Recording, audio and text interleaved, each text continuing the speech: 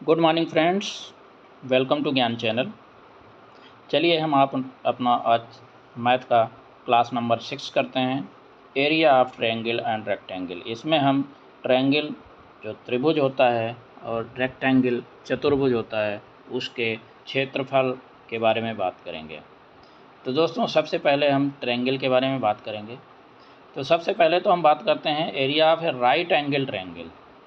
Right angle triangle जो होता है दोस्तों, उसका एरिया निकालने का तरीका जो होता है वो क्या होता है दोस्तों कि ये जो है area of triangle defined as the total region that is enclose by the three sides of any particular triangle. दोस्तों जो कोई भी ट्रायंगल का एरिया होगा वो इसमें ये कह रहे हैं कि वो पूरा जो एरिया है जो ये इनक्लोज है, इसके अंदर जो तीनों साइड होते हैं ट्रायंगल के उनके बीच में जो इनक्लोज होता है उसको दोस्तों क्या होता है, उसको एरिया ऑफ ट्रायंगल बोला जाता है। और ये इक्वल टू किसके होता है, half of the base times height. जो बेस को अगर जो है जितना भी हाइट है उससे मल्टीप्लाई किया जाए तो उसका आधा टाइम, हाफ टाइम के बराबर जो है होता है area. A is equal to, A अगर मान लो एरिया है तो is equal to half of base into height, half into B H. तो यही इसका फार्मूला भी है निकालने के लिए। लेकिन दोस्तों ये फार्मूला जो है किस ट्रायंगल के ऊपर काम करता है, ये उस ट्रायंगल के ऊपर काम करता है जिसमें बेस जो है और हाइट दोनों एक दूसरे से परपेंडिकुलर हों। कहने का मतलब ये है कि हाइट और बेस के बीच में 90 डिग्री का एंगल बनता हो, राइट एंगल। तभी जो है दोस्तों इस ट्रायंगल में ही आप इस फार्मूले को इस्तेमाल कर सकते हैं। और इसमें जब आप बेस का और इसका जब निकालेंगे एरिया तो उसको मीटर स्क्वायर या सेंटीमीटर स्क्वायर जो भी आपका यूनिट होगा उसके स्क्वायर के ऊपर इस तरह से दोस्तों किया जाएगा। तो अभी देखते हैं इस फिगर में आप देख रहे हैं कि दो टाइप के इसमें जो है, मतलब अगर आप देखें कि डायरेक्ट अगर आप इसको निकालना चाहें इसका वैल्यू तो आप नहीं निकाल सकते हैं। इसमें आपको बेस को पहले डिवाइड करना पड़ेगा। जो हाइट है उसका जो है एक, इसमें जो है आप देखेंगे अगर ध्यान से तो इसमें टोटल दो ट्रायंगल बन रहे हैं जो राइट एंगल ट्रायंगल हैं। कहने का मतलब हाइट जो बीच में सेंटर में जो आप लाइन ड्रा कर रहे हैं वो दाहिनी तरफ और बाईं तरफ दोनों जो ट्रायंगल बन रहे हैं दोनों 90 डिग्री के ऊपर कट हो रहे हैं। तो इसलिए दोस्तों जो दोनों बेस हैं दोनों साइड के, इन दोनों बेस को हाफ करके और मल्टीप्लाई अगर हाइट से करेंगे तो दोनों ट्रायंगल्स का वैल्यू निकल जाएगा। और उसके बाद इसको अगर आप दोनों को जोड़ देंगे एरिया को तो ये पूरे के पूरे ट्रायंगल का एरिया दोस्तों निकल जाएगा। नेक्स्ट है दोस्तों एरिया ऑफ इक्विलेटरल ट्रायंगल। ऐसा ट्रायंगल, ऐसा त्रिभुज जिसका कि तीनों की तीनों भुजाएं जो है एकदम बराबर हों। अगर तीनों की तीनों भुजाएं बराबर हों तो आपको पता है कि इस कंडीशन में ये एक राइट एंगल ट्रायंगल तो होगा नहीं, क्योंकि अगर तीनों भुजाएं बराबर हैं तो तीनों भुजाओं से जो एंगल्स फॉर्म होंगे, जो तीन एंगल, तीन जो कोण बनेंगे वो तीनों की तीनों कोण जो है इक्वल वैल्यू के होंगे। यानी कि 60 डिग्री में जो है 180 डिग्री टोटल एक ट्रायंगल का होता है, तो 60 डिग्री जो है तीनों में बढ़ जाएगा। तो हर एक भुजा के बीच में जो एंगल बनेगा वो 60 डिग्री का बनेगा। तो इसका जब एरिया आप निकालेंगे क्षेत्रफल, तो ये क्षेत्रफल जो है क्या होगा, इसका ये बराबर होगा √3/4 इंटू साइड स्क्वायर। कोई भी एक साइड आप ले लीजिए, तीनों साइड बराबर हैं तो किसी भी एक साइड का अगर आपको वैल्यू पता है तो उसका स्क्वायर कर देंगे, उसको √3/4 से अगर इसको मल्टीप्लाई कर देंगे साइड को तो आपका जो है एरिया निकल जाएगा। नेक्स्ट दोस्तों एरिया हम बात करते हैं कि एक ऐसा ट्रायंगल है जिसकी ए, बी और सी तीनों भुजाएं अलग अलग हैं और ये राइट एंगल ट्रायंगल भी नहीं है। तो ऐसी कंडीशन में दोस्तों अगर इसका एरिया निकालना है तो इसमें जो है एक हेरोन्स फार्मूला है, बहुत ही फेमस फार्मूला है। ये हेरोन फार्मूला के थ्रू जो है इसको निकाला जाता है। दोस्तों हेरोन फार्मूला जो है ये क्या करता है कि इसमें दो इम्पॉर्टेंट स्टेप होते हैं। सबसे पहला स्टेप होता है कि पहले इसका सेमी पेरीमीटर निकालना है ट्रायंगल का। सेमी पेरीमीटर का मतलब ये हो गया कि ए, बी और सी तीनों को अगर आप जोड़ोगे तो पूरा पेरीमीटर निकलेगा, तो उसको अगर डिवाइडेड बाय 2 कर दोगे तो वो सेमी पेरीमीटर बन जाएगा। और सेमी पेरीमीटर जो हमेशा का होता है उसको एस से डिनोट किया जाता है दोस्तों। उसके बाद नेक्स्ट स्टेप है उसको कि उसको जो मेन फार्मूला है उसके अंदर जो है उस वैल्यू को अगर रखेंगे और हर एक का जो भुजा की जो जो लंबाई है उसको उस फार्मूले के अंदर रखने से आपका एरिया निकल जाएगा। फार्मूला है दोस्तों, area is equal to, area को अगर ए माने तो is equal to under root semi perimeter S bracket में S minus A into S minus B into S minus सी।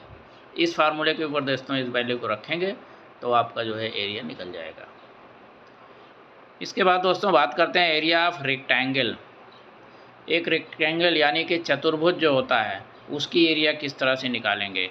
तो दोस्तों एक एरिया अगर रेक्टेंगल का निकालना है तो वो जो है एरिया क्या होता है, जो उस रेक्टेंगल के अंदर जो है इनक्लोज्ड एरिया है, जो उसके अंदर का क्षेत्रफल है उसी को जो है उस रेक्टेंगल का एरिया बोलते हैं। उसके बाहर के क्षेत्रफल को इसको कोई मतलब नहीं है। इसकी जो भी भुजाएं हैं, लेंथ और ब्रेड्थ है, उसके बीच के अंदर जो एरिया बन रहा है वही उसका क्षेत्रफल हो जाएगा। तो ये दोस्तों एरिया जो है इनका क्या होता है, चतुर्भुज का एरिया इसकी साइड से ऊपर ही डिपेंड होता है।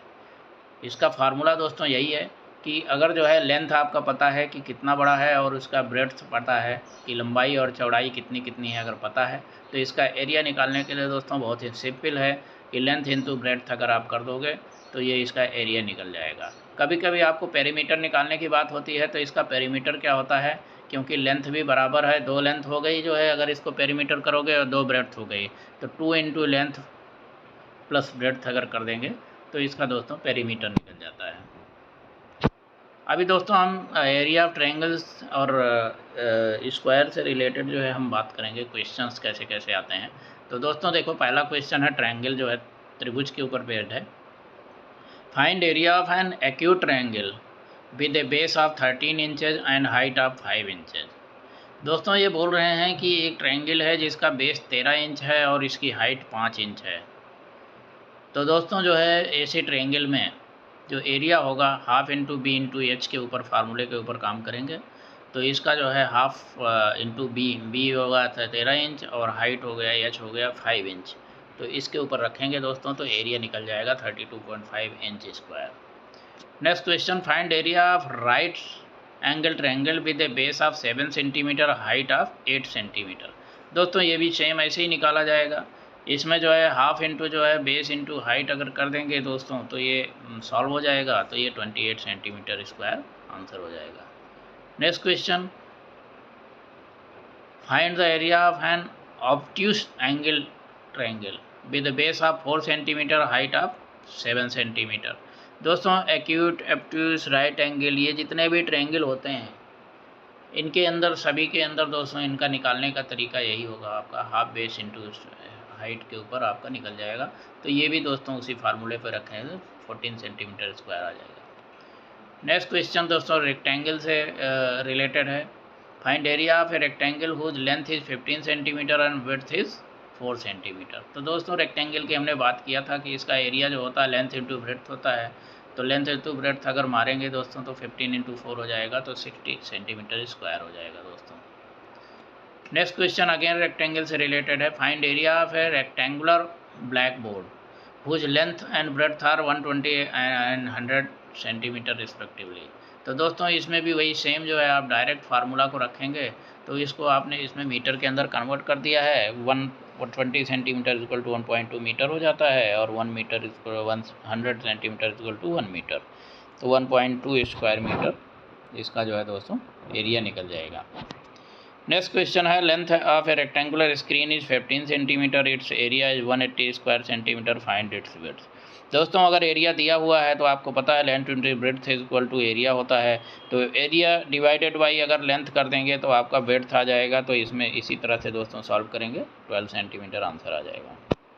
नेक्स्ट क्वेश्चन है दोस्तों, length and breadth of a rectangular wall are 75 and 32 metre, find the cost of painting the wall if the rate of painting is ₹3 per square metre. दोस्तों 73 और 32 metre है, तो 73 इंटू 32 करेंगे तो एरिया आ जाएगा 2400 square metre. एक square metre का cost ₹3 है, तो 3 इंटू 2400 करेंगे तो आपका आंसर आ जाएगा 7200 रुपीज़। नेक्स्ट क्वेश्चन है दोस्तों, a floor whose length and width is 50 metre and 40 metre respectively. एक फ्लोर है जिसका लेंथ और विड्थ 50 और 40 मीटर है। इसको जो है रेक्टेंगुलर टाइल से कवर करना है। Dimension of each tile is 1 metre into 2 metre. Find the total number of tiles that could be required to fully cover the floor. दोस्तों ऐसे क्वेश्चंस में जब आपको निकालना होता है तो इसमें पहले टोटल क्षेत्रफल निकालना पड़ेगा आपको, और उसके बाद जो टाइल है उसका क्षेत्रफल, एक टाइल का कितना क्षेत्रफल होगा, इसको निकालेंगे और उसको आपस में डिवाइड करेंगे तो दोस्तों आपको कितनी नंबर ऑफ टाइल्स लगेंगी इसका आंसर आ जाएगा। इसी तरह से इसको सॉल्व किया है और आंसर टोटल आया है 1000 टाइल्स। तो दोस्तों यहीं पे आपका ट्रायंगल रेक्टेंगल का क्लास ख़त्म होता है। आपसे अगले क्लास में फिर मुलाकात होगी। तब तक एंजॉय लाइफ। Thank you.